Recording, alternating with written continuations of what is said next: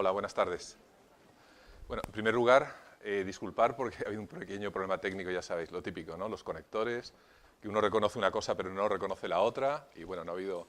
Parece que está solucionado, pero lo típico, que estas cosas tecnológicas, además, cuanto más complejas son, pues más problemas dan. Así que disculpar y muchas gracias por los minutos de espera. Bueno, antes que nada también quiero agradecer a Laura y a todos los organizadores por haberme invitado, como es lógico, ¿no? Faltaría más, y a vosotros por venir y por el interés que tenéis en todo este tipo de cosas. La verdad que esto es como lo del gusto es mío, es decir, el interés es mío porque como me gusta tanto, tampoco me cuesta nada, no tanto dar las conferencias, porque siempre eso evidentemente te pone a prueba, sino el tema, los temas de por sí, ¿no?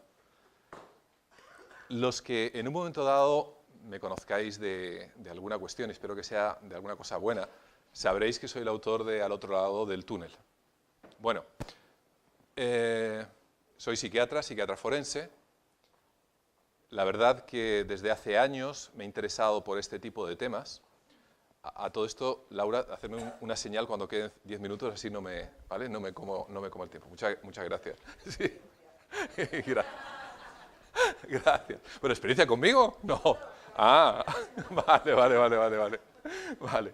Bueno, y hace años ya, la verdad, pero hace años, a lo mejor 20 años, una cosa así, cuando trataba, por ejemplo, pacientes, y vi muchos con temas de drogas, y había muchas sobredosis en aquel entonces, además, tema de heroína intravenosa, pues además de los que desgraciadamente fallecieron en toda aquella escabechina de los años prácticamente 90, finales de los 80, etcétera, que murieron prácticamente la flor de toda una generación, algunos de los pacientes que en un momento dado sobrevivían me contaban que, bueno, que habían estado en un lugar fantástico. Incluso, para terror nuestro de los médicos que les tratábamos, decían, y además ya no me da ningún miedo morir. Digo, claro, joder, si estaban con un problema de drogas y justamente no se podía rentabilizar muy bien el tema del miedo a morir, en este caso, ¿no? Sino todo lo contrario. Incluso recuerdo un paciente que era de cerca de Toledo, que tuvo 3 experiencias cercanas a la muerte, en meses sucesivos, años sucesivos, ¿no? Hasta el punto que, vamos, no es que estuviese deseando morir, pero en su momento decía que no le importaba prácticamente en absoluto. Desconozco, con toda sinceridad, y no es ningún chiste fácil, si sigue vivo al día de hoy o no. La verdad que hace mucho tiempo que no le veo. Pero bueno, esperemos que se haya curado. La historia es que siempre fui un gran escéptico, y la verdad que a mi manera sigo siéndolo. Es decir, tampoco me trago cualquier cosa. No creo que porque te interesen las experiencias cercanas a la muerte, vaya en el pack, por ejemplo, con los ovnis, espíritus o cualquier otro tipo de cuestión, como si fuese una especie de paquete cultural o paquete intelectual en el que lo compras todo, ¿no? Sin ningún tipo de crítica, sin saber realmente de qué se trata cada cuestión. Sin embargo, dentro de esa, debo llamarlo, ¿por qué no? Prepotencia intelectual que muchas veces tienes cuando estudias, he sido profesor en la universidad, he estado doctorado, tengo 2 másteres, etc. Parece como que te da autoridad para hablar de cualquier tipo de temas, ¿no? Pero lo cierto es que no es así. Por muy doctorado que seas, y etcétera, etcétera, sobre este tipo de cuestiones, la verdad, ni te las enseñan en la facultad ni las aprendes en ningún sitio. Es decir, que has leído lo que la mayor parte de la gente, a lo mejor en su día un libro de Raymond Moody o lo que sale en un suplemento dominical del periódico. Pero realmente, aunque parezca mentira, y eso lo digo porque lo veréis muchas veces en medios de comunicación, muchas veces aparecen supuestos profesionales opinando de este tipo de cosas, y lo comparo, pues no sé, como si a un futbolista le preguntan de política, ¿no? Es decir, puede saber mucho de fútbol y por curiosidad le preguntan para rellenar páginas o líneas el periódico, pero no tiene por qué su opinión ser especialmente excelente, ¿no? Entonces, de repente, después de haber prevaricado durante muchos años sobre este tipo de cuestiones, dije, hombre, voy a interesarme en ello y realmente intentar llegar todo al fondo de lo que haya podido o de lo que pude en un momento dado investigar, ¿no? Lo que estáis viendo ahora mismo en la pantalla es un grupo que se llama TAR, Transnational Anomalies Research. Somos como unos 12, 14 científicos, de los cuales aproximadamente 8 norteamericanos, 2 o 3 canadienses y 2 españoles, de diversas universidades. De hecho, hay alguna que está norteamericano en Inglaterra, en Canadá, en Estados Unidos, lógicamente, como he dicho, y también en España.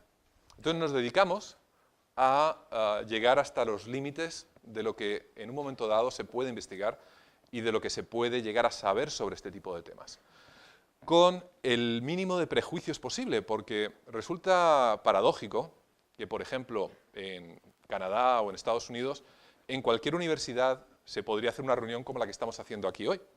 Pero, por ejemplo, tuvimos una desagradable experiencia en Canarias en que el rectorado echó para atrás el sitio que había prestado. Me imagino que en algún ataque de vergüenza ajena por algún tipo de cuestión. Cuando lo comenté este mismo verano, que estuve en la Laurentian University en Canadá, en Ontario, no se lo podían creer que una universidad echara para atrás algo por muy tomado de los pelos que fuese. La universidad debe ser un sitio abierto donde todo tipo de cuestiones deben de discutirse y bueno, si uno tiene la razón o no tiene la razón, pues ya se verá. Pero en ningún caso, sin lugar a dudas, ejercer una censura brutal como la que sufrió este grupo en Canarias, que fue realmente vergonzoso.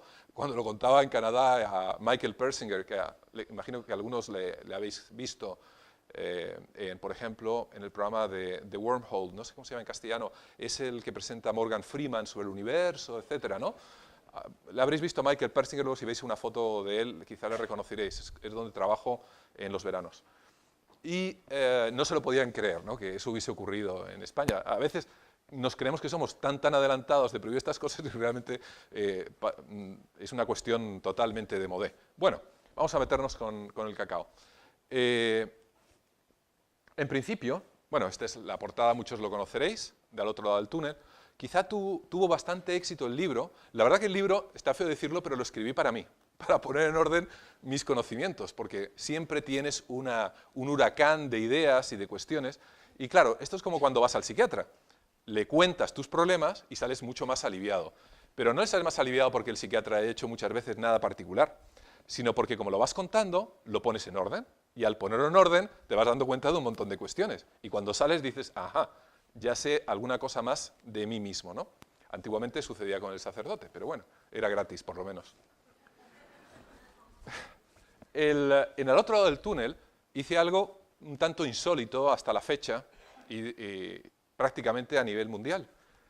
Y es que en vez de hacer una recopilación de anécdotas, que yo creo desde mi punto de vista está ya un tanto trillado, es muy interesante, muy bonito, es bastante llamativo, contar experiencias, pues fulanito de tal le pasó tal cosa y luego vio allí a su perro y no sé qué, no sé cuánto, y pasó un túnel, etcétera. Parece realmente interesante, y no lo estoy diciendo con ninguna ironía. Desde el punto de vista psicológico, antropológico, me parece realmente historias de primera magnitud. Pero no es menos cierto que haya numerosos libros al respecto, desde los de Raymond Moody en los años 70, incluso nos podemos remontar a historias, por ejemplo, hace poco, no recuerdo si era en el British Journal o en The Lancet, de 1874, revisando revistas del siglo XIX, como no tengo nada que hacer, pues encontré una historia de un médico de la Royal Navy que contaba con uno de los marineros que se había caído por la borda, le habían hecho alguna maniobra de resucitación, no especificaba cuál, no sé cuál es, en el siglo XIX imagino que no serían las modernas, y contaba que había estado en un sitio fantástico, un túnel, la luz, etc. Un artículo cortito en The Lancet, pero creo que es uno de los primeros, además lo encontré por casualidad, porque justamente vi a Raymond Moody este verano, le comenté el hecho y él no lo había visto. Yo creo que es la primera cita en una revista científica de la ciencia moderna, por así decirlo, ¿no?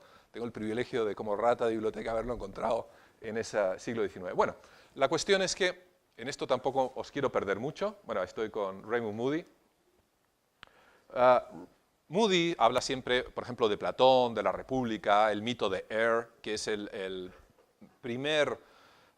una de las primeras historias recogidas en la literatura clásica de un soldado que van a quemar en una pira funeraria porque imaginan que ha fallecido y, sin embargo, en un momento determinado revive y cuenta que se ha encontrado con seres en un momento dado que habían fallecido, que se ha encontrado con un túnel, etcétera, etcétera, etcétera. Moody, de hecho, lo menciona multitud de veces en sus historias. Y bueno, voy a hacer un repaso rápido de lo que es simplemente del otro lado del túnel. Un accidente, cualquier cuestión, incluso se dan experiencias cercanas a la muerte sin haber estado cercanamente a la muerte, aunque pueda resultar contradictorio. Se ha observado que algunas personas que han sufrido o que creían que en ese instante su salud o su vida corría intenso peligro, tenían una ECM, una experiencia cercana a la muerte. Es decir, no hace falta realmente estar al borde de dicha situación, ¿no?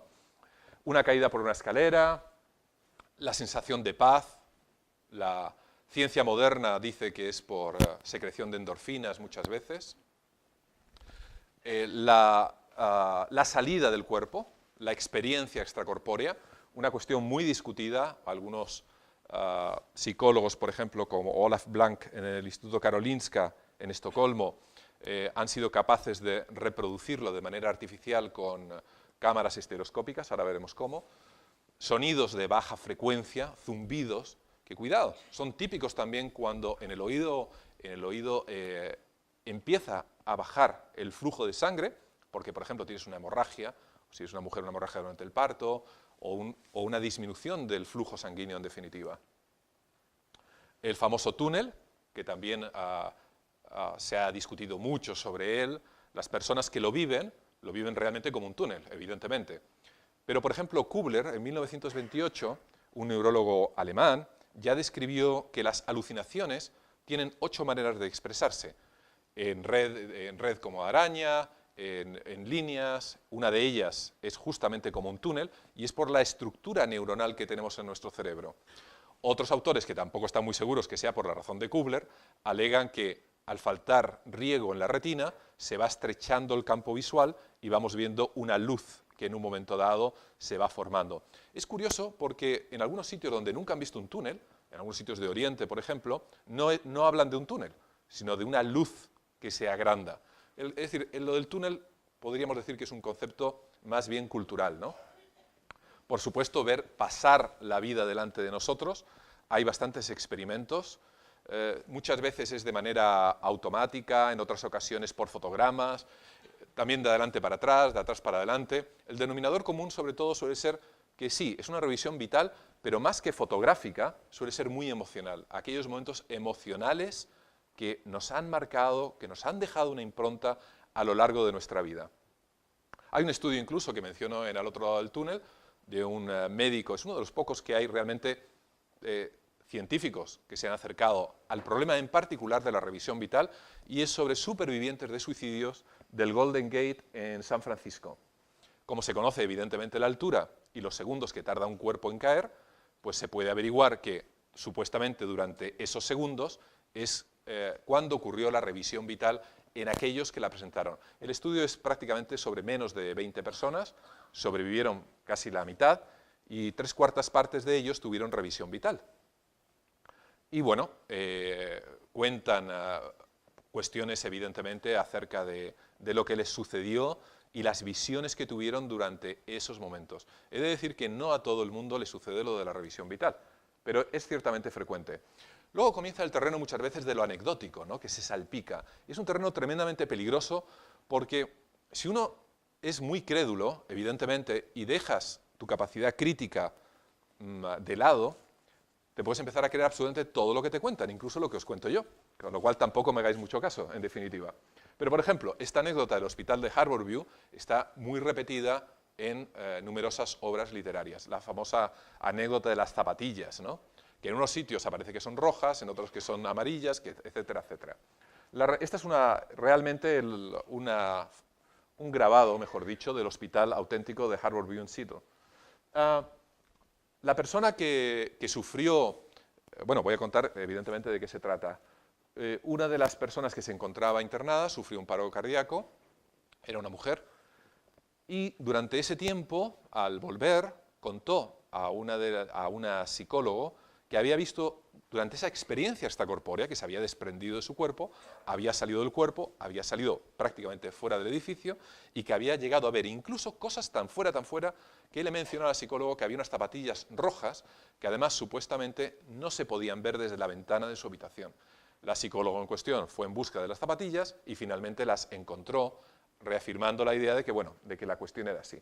Es un tema bastante criticado porque hay algunos otros escépticos que se pasaron por el hospital, tuvieron impresiones con la psicóloga en cuestión y al parecer no les quedó especialmente claro. Pero bueno, la cuestión ahí queda. Es quizá la primera vez que de una manera objetiva alguien, y Raymond Moody es quien recoge la anécdota, intenta decir, vale, no solamente vamos a creernos, o además de creernos las historias que nos cuentan, vamos a intentar objetivar, es decir, vamos a ver que terceros pueden comprobar lo que ha sucedido.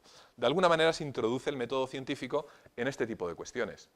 Otros dicen que la experiencia cercana a la muerte es por un problema de gases. La verdad que tantos unos como los muy crédulos, como los muy escépticos, tampoco aciertan la mayor parte de las veces, porque cuando tienes una intoxicación por dióxido de carbono, es decir, que te sube el CO2 y disminuye el oxígeno, entre paréntesis os diré que el que controla la sensación de asfixia no es la bajada de oxígeno, sino la subida de CO2. Pero bueno, la cuestión es que cuando aumenta el CO2, la sensación en general suele ser de confusión y no de hiperclaridad, como dicen aquellos que tienen una experiencia cercana a la muerte. Con lo cual, tampoco hay mucha manera de ponerse de acuerdo. Otros dicen que es por las drogas que se han administrado en la unidad de cuidados intensivos o por parte de los médicos, pero también hay estudios que descartan esto porque se ha visto que estadísticamente, por ejemplo, Sam Parnia, el famoso proyecto AWARE, afirma, y hay, bueno, Sam Parnia y algunos otros también, Bruce Grayson en Virginia, tienen varios estudios en los que observan como gente que tiene experiencia cercana a la muerte no se les había administrado prácticamente ni una aspirina o al menos ningún psicotropo que explicase esta experiencia cercana a la muerte.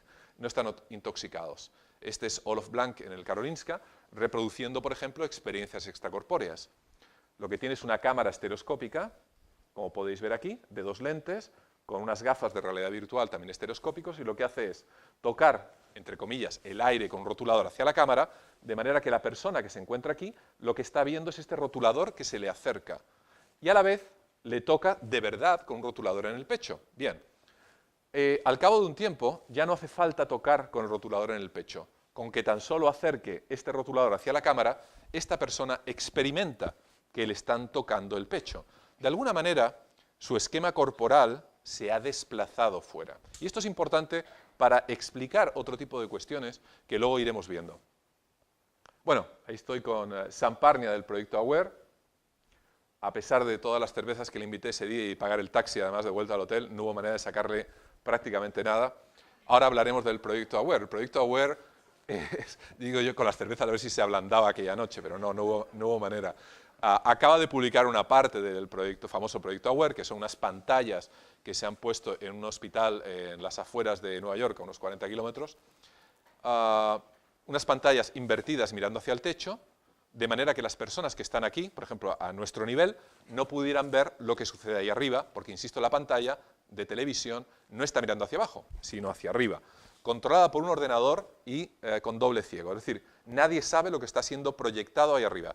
Los ordenadores se inician automáticamente y el que está abajo no sabe lo que sucede. Ahora, las imágenes de arriba son imágenes simbólicas que tienen un contador de tiempo y todo está siendo grabado en vídeo. Con lo cual, si alguien tiene una experiencia extracorpórea y puede ver el símbolo que está arriba, saben exactamente en qué momento de la experiencia o del paro cardíaco ocurrió, evidentemente. Los resultados no son especialmente concluyentes, porque además son fenómenos que a veces se presentan y a veces no. Y se necesita tal número de casos que, a pesar que el proyecto AWARE colaboraron varios hospitales, cerca de 18 hospitales, entre americanos e ingleses, la verdad que el artículo de Parnia fue un tanto decepcionante. Yo llevo detrás de él un tiempo, de hecho nos hemos encontrado varias veces, y la verdad que está siempre con una especie de hermetismo al respecto que personalmente no me convence nada, porque eso es bastante, desde mi punto de vista, bastante anticientífico. También hay anécdotas muy buenas, como por ejemplo Eben Alexander. Eben Alexander, el neurólogo, imagino que habréis visto últimamente en la prensa fue portada a la revista Newsweek en octubre del 2013. Es un neurocirujano que tuvo una experiencia además muy llamativa, muy colorida, con encuentros con personas que él supuestamente no conocía y que luego descubrió que aquel ser, aquella chica que le cuidaba y le acompañaba y escoltaba durante su experiencia cercana a la muerte, era una hermana que había fallecido porque él es adoptado en otra familia. Una historia muy bonita, muy larga. Si sea verídica o no, estamos siempre en el terreno de la ciencia, de la comprobación. Lo cierto es que él me enseñó un grabado de la hermana que supuestamente él no conocía y luego el dibujo coincidía exactamente con la foto de la hermana que posteriormente conoció. Aparentemente una prueba objetiva. Bueno, también creo que es interesante Stuart Hameroff. Stuart Hameroff es anestesista en la Universidad de Phoenix, Arizona. Ha escrito unos cuantos libros de manera conjunta con Sir Roger Penrose, que ha sido el mentor del famoso astrónomo Stephen Hawking. Y desarrolló la teoría de los microtúbulos, supuestamente. Bueno, supuestamente no. Estas estructuras están con toda seguridad en todas nuestras células y también, lógicamente, en las neuronas. Entonces, la teoría de Hameroff es que todo se va almacenando a través de un proceso cuántico en los microtúbulos. Sir Roger Penrose, que es uno de los mejores matemáticos de este siglo y del siglo pasado, también apoya esta teoría. De manera que parte, y ahí es donde nos empezamos quizá a meter en la farragosidad de la ciencia, parte de nuestra consciencia se encontraría en un nivel cuántico lejos de lo que hasta ahora la neurología ortodoxa nos ha podido explicar. Es gran interés, gran. Tenemos a Michael Persinger, desde mi punto de vista, bueno, ha tenido el premio al mejor profesor en Estados Unidos. Lo digo porque aquí me da la impresión que también hay algunos profesionales. La evolución, por ejemplo, de Persinger y de todo el equipo y de algunos del grupo TAR, entre los que me encuentro, es muy distinta a lo que sucede muchas veces en España. Me explico. Es psicólogo, sin embargo, luego estudió altas matemáticas, filosofía y un montón de cursos y un montón de estudios que aparentemente, y tan solo digo aparentemente, no tienen relación entre sí, pero luego veremos que sí tienen bastante relación a la hora de podernos aproximar a la realidad. Bueno, es el laboratorio, es un MaxTeam. A propósito, este aparato lo habéis visto esta semana seguramente en el famoso experimento que decían que habían transmitido el pensamiento de un cerebro a otro y que el otro había movido. Bueno, realmente no es por aguar el experimento que ha sido tan cacareado, entre paréntesis, se había hecho ya hace unos meses, no entiendo a veces la prensa por qué repite cosas, pero tampoco es para tanto. Realmente lo único es transmitir una señal electroencefalográfica y accionar a través de la interfaz de este es un MaxTeam, como el que tenemos, una corriente en uno de los lóbulos temporales y, te digo, si alguna vez alguno ha tenido terapia electromagnética profunda, se utiliza para las depresiones, observará que la mano se le mueve y aprieta un botón o lo que tenga por delante. Pero bueno, eso es harina de otro costal. Algunos de los experimentos que hacemos en la Laurentian tienen que ver con la telepatía o con la visión remota. Por ejemplo, este es uno de ellos, como podéis ver, bastante cercano, de un estadio. Y bueno, vamos a meternos de lleno en el tema de la consciencia, o si no, esto no se acaba nunca. La consciencia, la verdad, es como para dar no una conferencia, sino 300, ¿no? Y aquí quizá está el quid de la cuestión. Lo digo y espero no decepcionar a ninguno. Todo el tema de las experiencias cercanas a la muerte, la verdad que lo estoy dejando atrás desde hace más de un año. Dejando atrás no quiere decir que es que no me interese, sino que realmente el meollo de la cuestión, desde mi punto de vista, es el de la consciencia. En otras palabras, si sabemos dónde está la consciencia, primero si sabemos qué es la consciencia, que tampoco está nada claro, pero si después de intentar saber qué es la consciencia podemos tener, o intuir al menos, dónde se encuentra, quizá podríamos explicar desde un punto de vista bastante más profesional y científico qué es lo que está sucediendo o qué es lo que sucede. Porque recordar una cuestión muy sencilla, estamos encerrados en un cerebro. Vosotros me estáis viendo, realmente no me estáis viendo, realmente estáis viendo mi imagen en vuestro cerebro. Tenemos solamente 5 sentidos. Observamos desde unas longitudes de onda realmente bajas a otras muy mediocres. Escuchar, los que tengáis buen oído, con mucha suerte de 20 a 20.000 hercios. pero por supuesto que hay millones de frecuencias más. El mundo no es como parece para nada, y vosotros recordad que no me estáis viendo tampoco, pero estoy aquí, os lo aseguro. Bueno, tampoco estoy muy seguro, pero parece que estoy aquí. La cuestión es, ¿qué es lo que tiene consciencia y qué es lo que no tiene consciencia? La gran pregunta, ¿no? Vamos a ver. Hemos podido observar que algunos animalillos tienen consciencia y algunos animalotes, como los elefantes, los delfines. Una de las características comunes es el reconocimiento a sí mismo. Es decir, yo me veo y me reconozco, pero sé que el que está ahí no es otro, soy yo. Y esa capacidad reflexiva es lo que en ciencia se ha utilizado como denominador común a la hora de poder analizar qué es la consciencia. Como podéis ver, por ejemplo, este es un vídeo de un elefante, se le ha hecho una cruz en un lado de la cabecita, y el elefante, esto está filmado desde un espejo unidireccional, ¿vale? Entonces, de este lado está la cámara, y el elefante empieza a mirarse y dice, esa cruz yo no la tenía antes, yo no la tenía antes, y empieza a tocársela reflejado en el espejo, y se va dando cuenta, caray, ese que está ahí entonces soy yo. No hay muchos animales que tengan esa capacidad de tener una consciencia. Como podéis ver, se la va tocando y tocando, ahí se repite el vídeo. La consciencia, pues mamíferos, no todos realmente, y paradójicamente un tipo de aves, hasta ahora se ha comprobado que tienen consciencia, que son las urracas. Urracas que tienen una inteligencia, además, de sobremanera. Saben reconocerse a sí mismas en el espejo y bueno, dentro de los mamíferos resulta curioso, e incluso de los primates, que los gorilas, por ejemplo, no son capaces de reconocerse en el espejo. Sin embargo, los orangutanes, los chimpancés y los bonobos, sí. Paradójicamente, las gallinas tienen capacidad de abstracción. Es decir, cuando os comáis una gallina, acordaros de esta tragedia. Pero, por ejemplo, le escondéis comidita detrás de un papel o de un cartón y la gallina da la vuelta. Eso parece una tontería, pero para dar la vuelta tiene que imaginarse la comida al otro lado del cartón. No es una banalidad. Bueno, la cosa es que vamos detrás de la consciencia. Entonces, dentro de las líneas de investigación que tenemos en TAR, y esto tiene que ver con experiencias cercanas a la muerte, no os despistéis, estamos detrás de la consciencia que supuestamente intentamos saber qué diablos es para ver si podemos enlazarlo con las experiencias cercanas a la muerte. Bueno, el sonido, una de las cuestiones que más tarde se pierde, además, justamente suele ser la final, que se pierde cuando estamos en un momento dado muriendo. Y suele ser la primera que también tenemos dentro del vientre materno. Los hindúes le llaman el nada brahma. Nada brahma, el sonido. El mundo es sonido. No solamente el mundo es sonido, sino que también, por ejemplo, en las escrituras cristianas siempre se habla del verbo, de la palabra, del sonido. El sonido tiene que ver muchísimo con nuestra consciencia, mucho más de lo que nos podemos imaginar.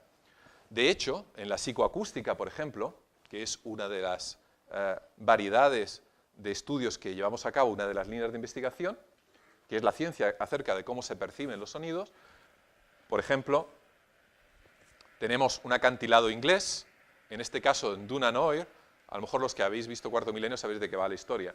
Ahí cortaron la cabeza a 300 y pico españoles, un sitio muy especial, hicimos un montón de experimentos, estoy justo en la punta del fuerte, más los mataron a sangre fría, es un episodio desconocido de la historia de España, es una pena, ¿no?, que estas historias se pierdan. Fueron a ayudar a los católicos en Irlanda, fueron rodeados y traicionados por el capitán italiano que les comandaba. Cambiaron la vida, los comandantes, a cambio de los 300 españoles, que fueron decapitados a sangre fría y los ingleses jugaron con sus cabezas. Se encontraba Sir Walter Raleigh entre ellos, a propósito, el famoso escritor y explorador, que luego Dios le castigó y le mataron, creo recordar, en el Amazonas. Pero bueno, la cuestión es que todavía se encuentran, a propósito, osamentas entre las dunas, cuando se mueve por el viento, etcétera, etcétera. También dentro de la psicoacústica podemos... Esto apenas se oye, ¿no? ¿Se le puede dar más? Ahí. Sí, bueno, apenas se ha oído, pero vamos, no pasa nada porque tampoco hay muchas cosas de sonido. No, déjalo, no pasa nada. Lo que se oía ahora mismo era una grabación realizada en una cámara de gas en Dachau, en Alemania, al norte de Múnich. Con este estudio lo que intentábamos hacer es también ver la sensibilidad en un momento dado, lo que siente una persona, si el sonido puede transmitir algo. ¿Por qué? Pues que, por ejemplo, todo lo que son la arquitectura de los paisajes están realmente impregnadas de memorias sónicas. Y esto produce una alteración de nuestro sistema nervioso. Los sonidos no nos dejan impertérritos y explica además la subjetividad de la experiencia. Pero no solamente el tipo de sonido, sino también las frecuencias. Muchos de vosotros conocéis los sonidos binaurales o formaciones pétreas, por ejemplo. Hay estudios muy bonitos, la verdad, muy bonitos, pero muy escasos. En Canadá hay algunos, en Inglaterra hay otros. Lo digo porque seguramente si aquí hay profesionales, a ver si se animan algunos a hacer aquí en España también. Y son lugares donde habitualmente pueblos primitivos realizaban ceremonias y son azotados por el viento y producen una serie de turbulencias con unos sonidos muy especiales donde aprovechaban para reunirse y de alguna manera tener esos EAC, que son estados alterados de conciencia. Por ejemplo, este es un túmulo en Ontario, en el que Don Hill, que es un conocido mío, y va a venir a España, de hecho, imagino que ahora en enero, hemos estado haciendo un estudio. La arqueoacústica es otra de las modalidades que estamos investigando. Hay muy pocos grupos, que sepamos, hay 3 nada más en todo el mundo, uno es el nuestro. Estudiamos los sonidos, el por qué suenan de esta manera en los templos, las iglesias, las mezquitas, etcétera, etcétera. Y no es ninguna casualidad. Ahora lo veréis. Bueno, algunos quizá hayáis visto en la televisión este programa sobre las cuevas de Puente Viesgo en el castillo, ¿no? Estuvimos allí investigando unas cuevas donde en su día había chamanes. Descubrimos algo muy interesante, que de hecho se llevaron una sorpresa el director de todas las cuevas del norte de España. La montaña responde o tiene unas reglas que son afines a las reglas áureas, que como bien sabéis son el denominador común en muchas cosas bellas de la naturaleza, ¿no? Se interpreta con 1,6180, etcétera, etcétera. Es decir, tiene unas proporciones muy especiales. Entonces, claro, llama la atención también. Empiezas a conocer cosas nuestras muy íntimas de nuestro cerebro. ¿Por qué eligieron esa montaña y no la de aquí al lado? Porque evidentemente hace 50.000 años alguien iba caminando igual que nosotros íbamos por la carretera cuando yo mismo tomé esa foto y dijo, ¡jope! ¡Qué montaña! A propósito, las proporciones son iguales que la de las pirámides, iguales que muchas fotografías, igual que lo del, por ejemplo, esto es un caracol, un nautilus quizá. Hicimos una pequeña expedición, bastante dificultuosa. Y digo dificultuosa, no es por halagar nosotros en cuanto a nosotros, sino lo que realmente nos llamó la atención es que si nosotros íbamos con todo ese equipo y era muy difícil, hace 50.000 años nos mirábamos unos a otros diciendo cómo podían descender por aquí. De hecho, encontramos 2 esqueletos de la época visigoda, tomamos fotografías para hacer un estudio forense, que seguramente se fracturaron algún hueso, de hecho había algunos signos de fractura que hay que estudiar en mayor profundidad y no pudieron salir nunca más de esas cuevas. Daros cuenta que se metían, imaginaros, con un candil alumbrado por grasa, prácticamente 1 kilómetro y pico en la oscuridad más absoluta, con riscos, estalactitas, estalagmitas, etcétera, etcétera. Bueno, quiero introducir otro concepto, que es el de la resonancia. Estamos hablando de energías. Es decir, la resonancia es una energía que en un momento dado el propio sonido nos altera nuestra neurología.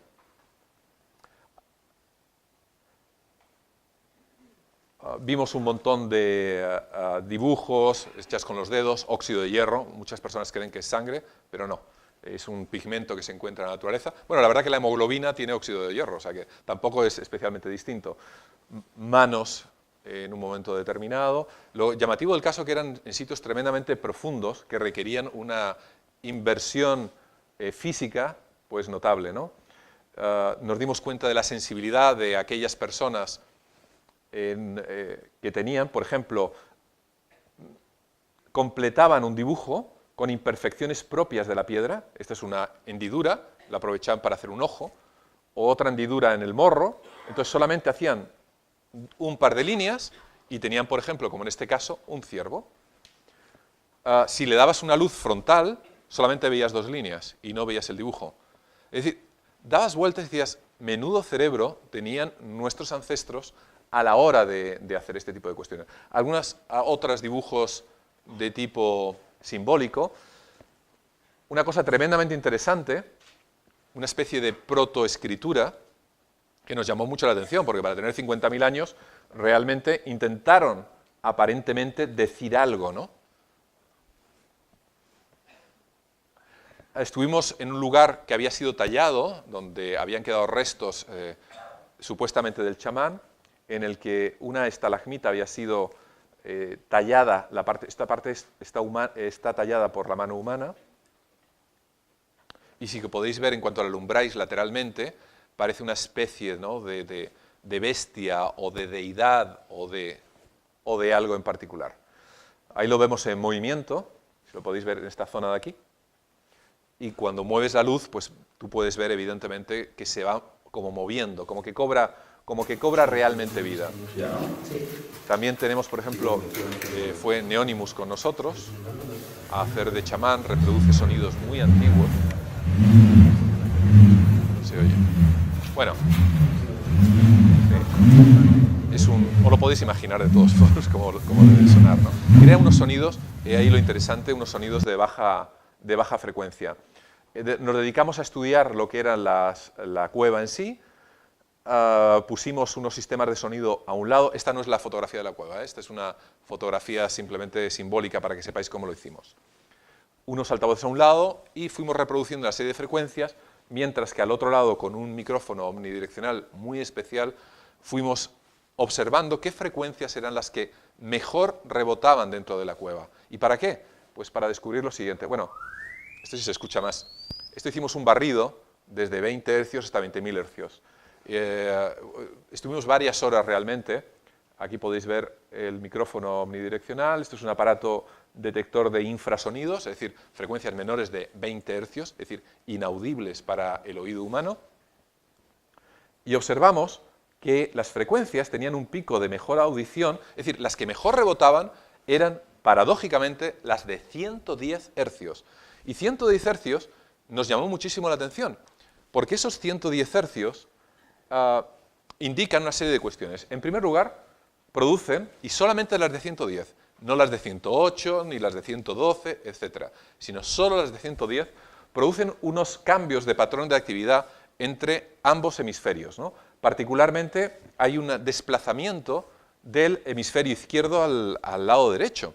Eso aumenta en un momento dado una serie de estados de ánimo, empatía, comportamiento social, al igual que ocurre con las voces masculinas graves, los instrumentos de los chamanes, las vibraciones, etcétera, etcétera.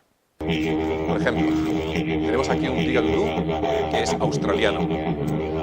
Apenas se escucha. Una pena, ¿eh?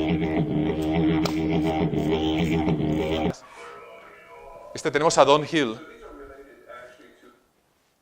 Vaya. A ver.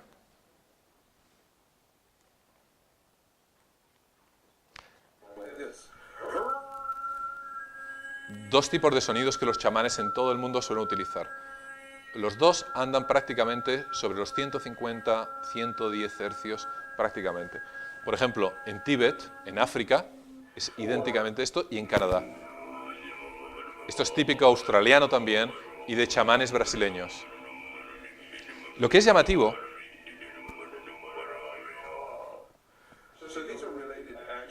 esto es en la Laurentian University donde trabajo. Es el tipo que más sabe, desde mi punto de vista, sobre sonidos y neurología en el mundo.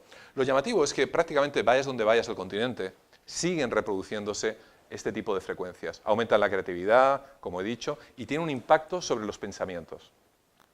Estos 110 hercios desplazan las partículas, y ahí una cosa interesante, 49,63 centímetros. Bueno, ¿y qué? Bueno, pues tiene que ver. Los 49, bueno, esto es justamente la semana pasada nos han aceptado esta publicación científica que tiene que ver con las cuevas prehistóricas y los sonidos, como podéis estudiar de autor principal, y Joy Caswell, Lucas Tesaro, etcétera, etcétera. Tiene que ver, ¿por qué? Los 49,63 centímetros. Porque hemos hecho un cálculo aproximadamente respecto al cráneo de un Homo sapiens, la capacidad la desviación media, lo digo para los de ciencias, hemos calculado el radio, la capacidad, y resulta que el perímetro que tiene de media casi todos nuestros cráneos es de aproximadamente, bueno, el arcaico tenía unos 49 centímetros, pero el moderno tiene un poquito menos, aunque os parezca mentira. Tiene el grosor del cráneo es más delgado, pero realmente esos 43 y pico centímetros, lo que hace la onda de 110 hercios es rodear a nuestro cerebro como si fuese esta pelotita flotando en el mar. Es decir, de alguna manera es la única frecuencia que nos produce un impacto neurológico tremendamente importante. Bueno, esta es la manera como se calcula, que no hace falta que, si alguno de ciencias después si quiere saberlo, que me lo pregunte. Estimula los corpúsculos de Pacini, que son esas cosas, corpúsculos que tenemos en la piel, que cuando se elevan las vibraciones notamos como cuando estamos cerca de un altavoz en una discoteca o fuera incluso de una discoteca y retumba, y él llega a sentirlo. De hecho, hacer el experimento cuando vayáis a algún sitio en el que creáis que puede haber un interés de tipo arqueoacústico, ir sin zapatos a ser posible, descalzos, y vais a notar las vibraciones muchas veces en el suelo del viento, que en un momento dado puede chocar contra las piedras y las emite y las transmite hasta nuestros propios pies. Y os estaréis perdiendo una experiencia si vais con un calzado que puede amortiguarlo. También aumenta todo lo que son el intercambio de iones de calcio, es decir, a nivel nervioso. Una cosa importante, disminuye la serotonina y aumenta la dopamina, que es la del placer. Y también actúa sobre el C3, que bueno, es una área de memoria en el cerebro. Es decir, no deja nada incólume en nuestro cerebro. El hipocampo. También aumentan las experiencias extracorpóreas, las alucinaciones, la hiperreligiosidad, porque estimula el sistema mesolímbico. Y una cosa curiosa, aumenta también las alucinaciones que tienen que ver con los movimientos oculares de tipo superior. Muchas veces hay una serie de movimientos automáticos y esto lo que hace es aumentarlas de tipo superior. Puede parecer una tontería, pero podría explicar el por qué muchas personas de hiperreligiosas casi siempre tienen sus visiones en la parte superior de su visión y por qué siempre, en un momento dado, o la mayor parte de las veces, están mirando al cielo, porque es la única zona en la que se producen esas visiones. No quiero llamarlas tampoco alucinaciones porque habría que discutir mucho sobre ello, pero por lo menos estimula ese tipo de visión en la mitad superior de nuestra visión. Tenemos a Ellen White, la fundadora de los Adventistas del Séptimo Día, que os lo diré como curiosidad, cuando tenía unos 10 o 12 años, sufrió una pedrada y una vez que despertó, tuvo una lesión en el lóbulo temporal y fundó los Adventistas del Séptimo Día. Esta es la iglesia de Santa María en Lisboa, fue quemada en este siglo, el siglo XX, perdón, y bueno, fue protagonista de un episodio bastante truculento de que murieron 3.000 o 4.000 judíos en 1500 y pico. Entre paréntesis, es una anécdota, pero un domingo, durante la misa, entró un rayo de luz por una de estas ventanas, iluminó al Cristo y todo el mundo empezó a decir milagro, milagro, milagro. Pero un judío converso dijo que va, si es un rayito de luz. Y le preguntaron, ¿y tú quién eres? Fulanito tal, ¡ah, judío! Y se armó la de Dios. Solo en 48 horas murieron más de, por esa tontería, entre paréntesis, murieron más de 5.000 personas. Hay un monumento, si alguna vez por Lisboa, que está cerca de la Avenida de la Liberdade, veréis al acercaros a la iglesia que hay un monumento con la cruz, con la estrella de David, etc., ¿no? Bueno, la cuestión es, por ejemplo, en esta iglesia, que lo estuve midiendo, hay 110 hercios, prácticamente, en todas las filas iniciales. Si alguna vez os molestáis y descargáis alguna aplicación en vuestro móvil, podréis ver que en la mayor parte de las iglesias, sobre todo en la zona frontal del púlpito para atrás, existe una preponderancia de este tipo de frecuencias. Bueno, no voy a meter con los, ese es el casco de Dios o casco de Koren, con los campos rotatorios magnéticos complejos, estimulan el lóbulo temporal. Lo que hacen, para que os hagáis una idea, porque quedan pocos minutos, son unos campos rotatorios a ambos lados de la cabeza. Primero, en un hemisferio, habitualmente suele ser el izquierdo, y cuando el izquierdo ya está en su punto, cambia o lo cambiamos rápidamente al lado derecho, y hay una verdadera intrusión, parecido a los 110 hercios, tiene que ver con la consciencia otra vez, en el lado derecho, de manera que la persona en un momento determinado comienza a tener sensación de presencias, sensación de perder el cuerpo, sensación de elevación, sensación de salirse, etcétera, etcétera, etcétera. Voy a ir rapidito. Esto es lo que acabo de explicar prácticamente. Sensación de presencias, la intrusión de ego alien. Es muy curioso porque es más elevado en meditadores la sensación cuando se les pone el casco, mujeres y zurdos meditadores, porque tienen más desarrollado en un momento dado el lado derecho, el hemisferio derecho. Por lo tanto, llueve sobre mojado, nunca mejor dicho, ¿no?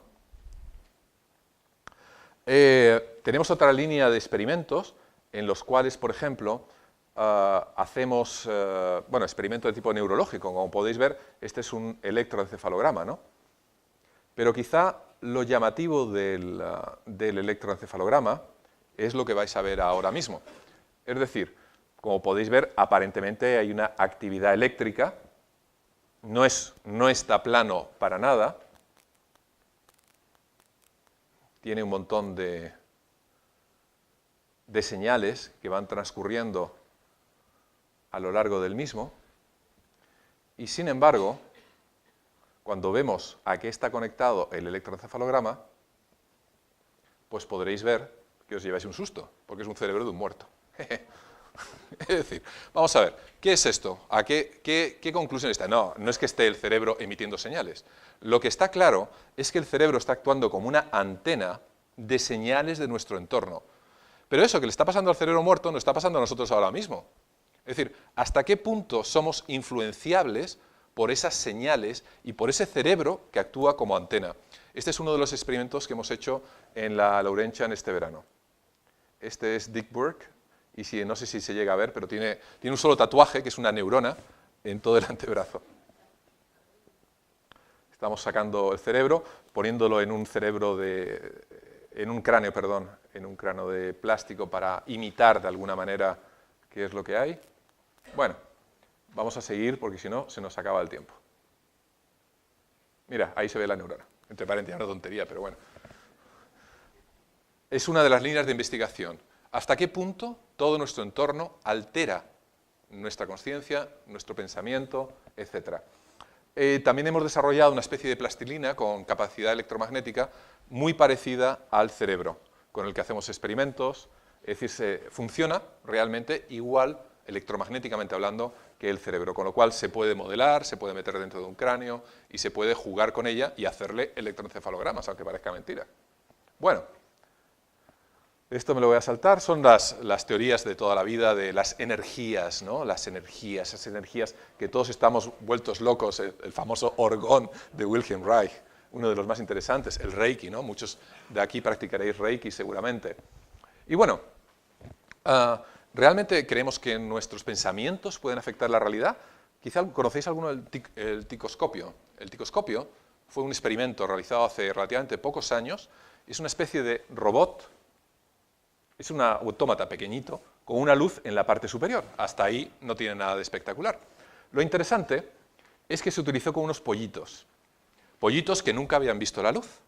Y entonces el pollito que estaba en esta jaulita y en este papel se soltaba el ticoscopio, que os acordáis de esos robots, a lo mejor cuando éramos niños a pilas, que iban chocando contra todos lados y dando vueltas, ¿no? Bueno, la gracia es, o el experimento era, el cerebro del pollito en cuestión puede atraer a la máquina.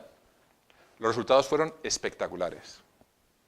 Aquí podéis ver sin pollito y con pollito. Señores, esta es la jaula donde está el pollito, aquí sin y aquí con. Un experimento de psicoquinesis. Es decir, el pollito que no veía la luz, cada vez que veía el pequeño robot con la luz, le miraba y de alguna manera lo atraía constantemente hacia la jaula. Es uno de los experimentos más bonitos de psicoquinesis, por René Poch. Nosotros lo que hacemos, somos quizá ya a estas alturas, años después, más sofisticados, aunque también esto lo estamos cambiando. Justamente ayer hemos comenzado un estudio en Madrid sobre las alteraciones del Celeron. El Celeron, los que me conozcáis ya sabéis de qué va, pero genera números aleatorios, ceros y unos al azar a millares, a millones, etc. Y evidentemente, como os podéis imaginar, una máquina que tira monedas al aire, por así decirlo, ceros y unos, pues si hace 1 millón de tiradas, más o menos medio millón tendrá que ser un 0 y medio millón 1. Si hay cualquier influencia electromagnética alrededor, pues evidentemente, después de un montón de millones, observamos que hay una tendencia hacia un lado. Esto es como lo del pollito, en definitiva. Es decir, empieza a moverse en los números, hay una influencia sobre el aparato. Se conecta a un puerto USB, tenemos ahora otro, este es con 2 transistores PNP para los que les guste la electrónica, y tenemos uno nuevo de tipo fotónico cuántico. Se utilizan sobre todo para encriptaciones de tipo militar, científico, etcétera, para comunicaciones, ¿no? Esto lo que hacen estos aparatos es encriptar, es decir, para que nadie pueda verlo cuando se transmiten las señales a través de Internet, pero nosotros le hemos dado otra utilidad y es ver estas derivaciones que pueden presentar bajo ciertas circunstancias. Funciona, es un efecto túnel, es un electrón que salta su barrera de potencial. En definitiva, en pocas palabras, es que sucede algo fuera de las leyes físicas habituales y sí dentro de las leyes físicas cuánticas. La cuestión es que cuando hay una consciencia que lo observa o que se encuentra en derredor, este aparato empieza a sufrir perturbaciones. Ahí estoy con Joey Caswell, es uno de los más entendidos del grupo TAR también. Y esto es, por ejemplo, una gráfica típica de un Celeron. Esto, si son ceros y unos, evidentemente tiene que ir por aquí. Esto es la media, ¿no? Esto es como si fuese cara y cruz, cara y cruz. Pues va pum, pum, pum, pum, pum, pum, millones y millones de veces. Esto es una campana de Gauss. La probabilidad que salga por aquí encima es realmente mínima. Esto es P mayor de 0,05 y P menor de 0,05. Es decir, las posibilidades de que por encima o abajo realmente son muy escasas, a lo mejor una entre 20 en cada una de las tiradas, etcétera, etcétera, dependiendo de la magnitud que tenga. Y lo que hemos descubierto, bueno, esto es el efecto túnel de los electrones, vamos a ir rapidito. Esto es una de las publicaciones que hemos hecho hace poco, realmente en abril del 2014, perdón. Esto es otro de los experimentos en la Laurentian, ahí está uno de mis compañeros, Joey Caswell. Estos son unas bobinas enormes, como podéis ver están con cables, y ahí tenemos un Celeron, y esto está en una caja de Faraday enorme, caja de Faraday para aislar electromagnéticamente del entorno, y observamos que una persona con su consciencia es capaz de alterar estas secuencias numéricas. Lo hemos utilizado en el Escorial, por ejemplo, donde supuestamente hay apariciones, pero realmente no lo hemos hecho por las apariciones, sino por esos estados de consciencia alterados que sufren las personas, o que viven las personas, que en un momento dado dicen ver a la Virgen y entran en estados en un momento dado realmente alterados, ¿no? Entonces observamos, por ejemplo, fijaros la línea media donde está, y mirar, esto es en un transcurso de aproximadamente 1 hora, como podéis ver, y 17 minutos. Esto fue el 2013, lo hicimos. Mientras efectuaban la misa, celebraban misa, al llevar a la Virgen hacia un famoso árbol donde supuestamente apareció, y finalmente durante el rezo del rosario. Es decir, se daban unas situaciones emocionales, unas situaciones con estado alterado de conciencia que alteraban. Yo me iba paseando con el Celeron silbando entre la multitud y me quedaba quietecito, pero bueno, se conocían casi todos ellos. Este es un aterrizaje durante un temporal en el que, vulnerando todo tipo de norma aeronáutica, encendí el Celeron.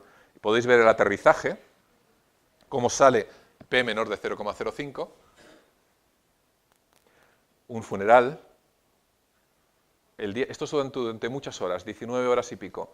Echar unas cenizas al mar durante la noche anterior, acercándose al lugar donde se iban a vertir las cenizas, a aventar, y finalmente el momento en que se aventan, la reacción emocional de las personas en derredor.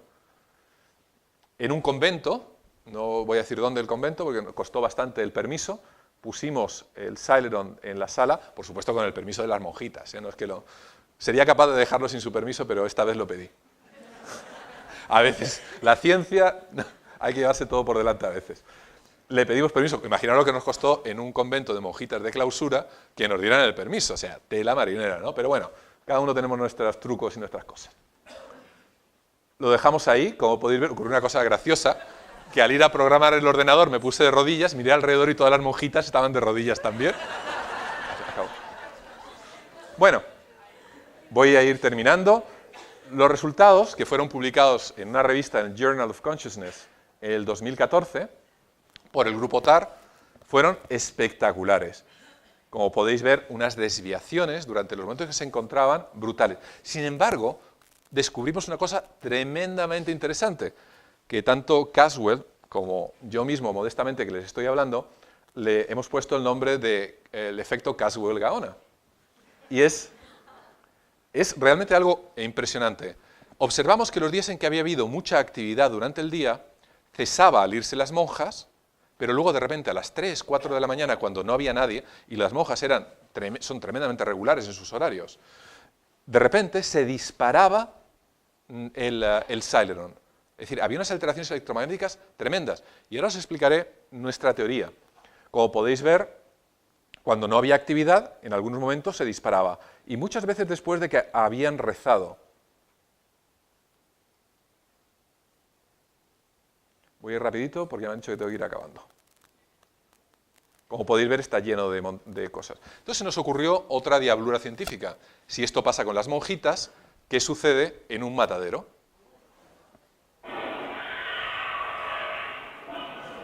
No lo vais a ver morir a ninguno. Se están metiendo, ahí está, encima pusimos el aparato. Voy a cesar porque tiene mucho ruido. Esto es una fotografía de lo que acabáis de ver. Este es el lugar donde se llevan a los cerdos, es uno de los mayores mataderos que hay en Europa, está en España.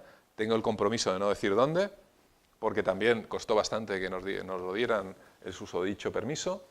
Esto es una cámara con CO2, donde los cerdos van entrando de una especie de revólver, de tambor de revólver, van bajando, entrando de dos en dos, se aturden en la parte inferior y cuando han desmayado, que no están muertos, salen por una especie de tobogán a otro lugar donde los sacrifican. Entonces pusimos el Random Event Generator, el generador de números, en la parte superior. 2 semanas. Calculamos la energía que cada cerdo libera. Son 2,77 por 10 elevado a la menos 21 julios. Es una energía que ni siquiera puede alumbrar un LED. Pero estamos hablando de 280 o 300 cerdos a la hora. Entonces, la energía que se libera, y ahora estamos hablando en términos científicos, pero lo bonito es que en este instante, aunque no os estéis dando cuenta, lo espiritual y lo científico se están dando a la mano.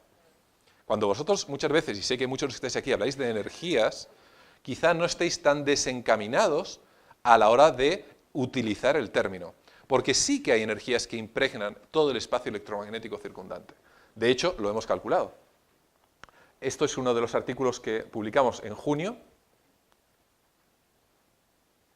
y observamos también una serie de cuestiones tremendamente interesantes. Ya para acabar, había días en que mataban más cerdos, y una vez más, fijaros, los que seáis de ciencias, lo significativo que es esto, es P menor de 0,0004. Es decir, la posibilidad de que eso ocurriese al azar es prácticamente ínfima, como si te tocase prácticamente la lotería, ¿no? Unas desviaciones brutales. Observamos lo mismo que en el convento. Sí, acabo. Está acabando de verdad, ¿eh? Ahora sí. Es que no se van a quedar en el aire. Que cuando no se estaban matando cerdos, pero se habían matado muchos cerdos ese día, por la noche había otra descarga electromagnética. Y paradójicamente no ocurría los domingos ni los lunes. Exacto, la impregnación, decís. Efectivamente, la impregnación. ¿Y por qué no ocurría los domingos ni los lunes? Porque evidentemente el último día que se sacrificaban cerdos era los viernes por la tarde. Ocurría la madrugada del viernes al sábado, pero ya no ocurría ni el domingo, ni la madrugada del domingo al lunes. Sí, ya está, se acabó. Sí, por supuesto. Bueno, y esta es la última diapo. El proyecto que tenemos actualmente entre manos, estamos con una beca, lo haremos en el 2015, es enlazar 2 cerebros entre Ontario, Canadá, y Madrid, España, de manera cuántica, con una serie de bobinas, etcétera, etcétera, que ya os contaremos. Y se acabó.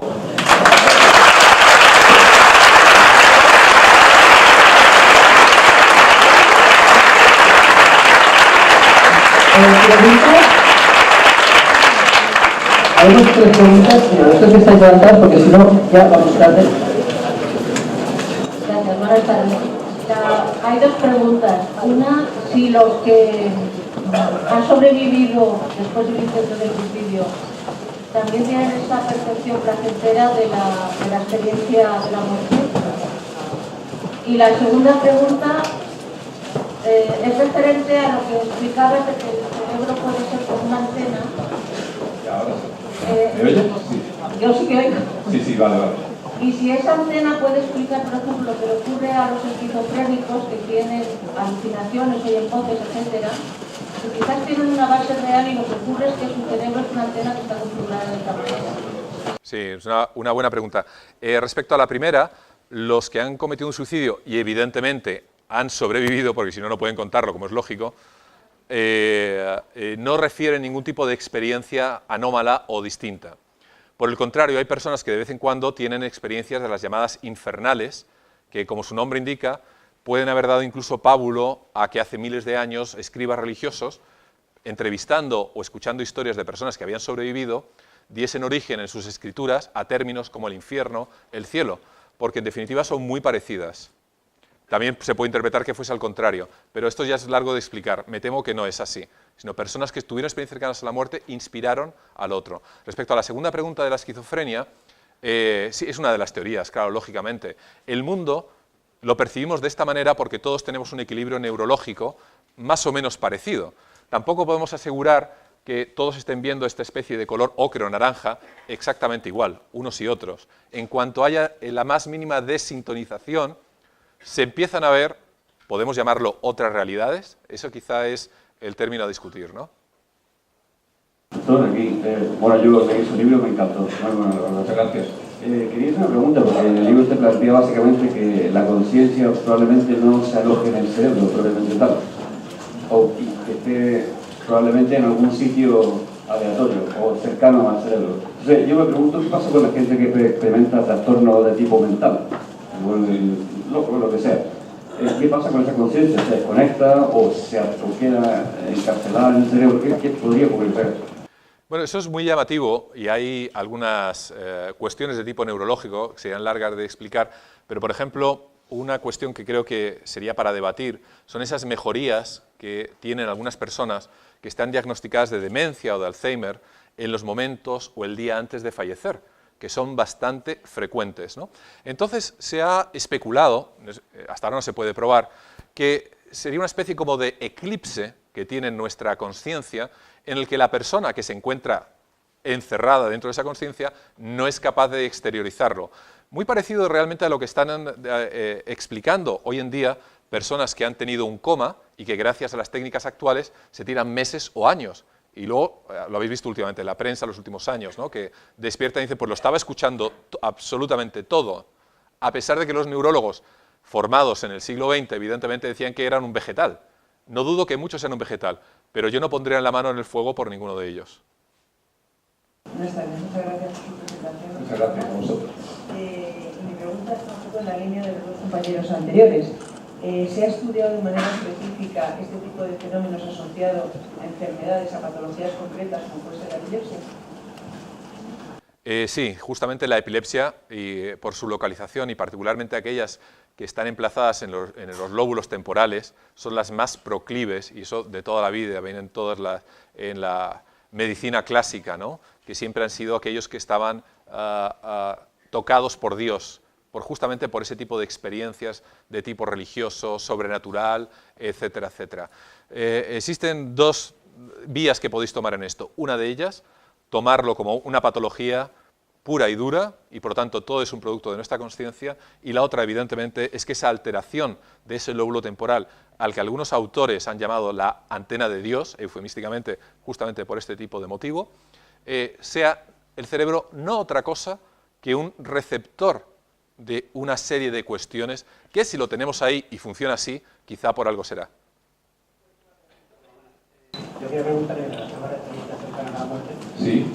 Cuando se produce esa especie de visión remota que traslada del cuerpo, se puso incluso el experimento pernambucano.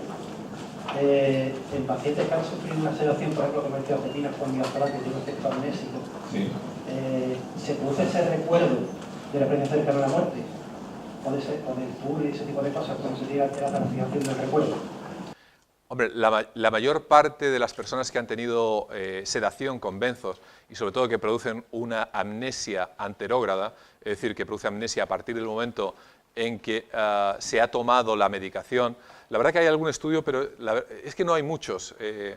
Pim van Lommel, el cardiólogo holandés, te recomiendo que investigues más, tiene un estudio justamente de la influencia de benzos o de medicación, mejor dicho, sobre la amnesia de la persona, ¿no? Y siempre son muy discutidos, ¿sabes por qué? Porque no hay tantos casos como para hacer grandes estudios. Ese es uno de los mayores problemas que tiene este tipo de cuestión. Hombre, lo bonito de esto es que si lográsemos probar que uno solo, tan solo uno, ha tenido una experiencia extracorpórea y en el proyecto AWARE realmente ha visto algo, pues ya hemos avanzado muchísimo. Y el concepto neurológico de nuestro cerebro cambiaría a 180 grados, como es lógico, ¿no? Se acabó. Adiós.